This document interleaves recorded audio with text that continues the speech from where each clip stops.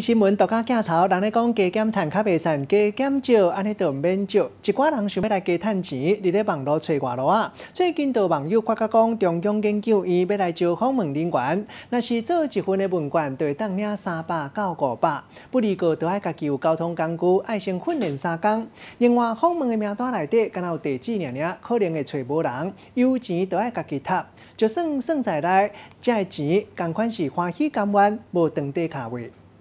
为着增加收入，兼差做散工的人是愈来愈多。就有民众看到这篇中研院伫引访问员，只需要有闲的时阵做访问，就有钱通好摕，敢若是袂歹。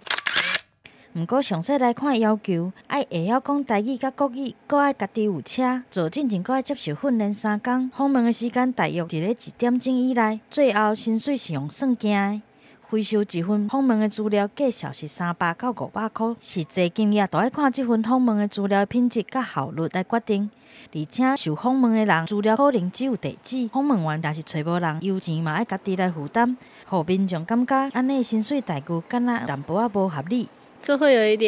点少，白跑一趟的话，那些钱你要自行负责。不过中研院表示，安尼做法已经几多年啊，甲访问员的关系是承揽的制度，条件是双边同意才会来签约，而且访问的期间嘛拢会替因来保险。没有访到人，我们有叫做查职费，参加调查的访员从来没有抱怨，而且呢，我们的薪资如果他表现得好。 其实还有很多的加急。承揽制的工作跟一般有这个符合劳基法的这个雇佣关系的工作最大的不同，就是说两者之间呢，这个区分主要是有没有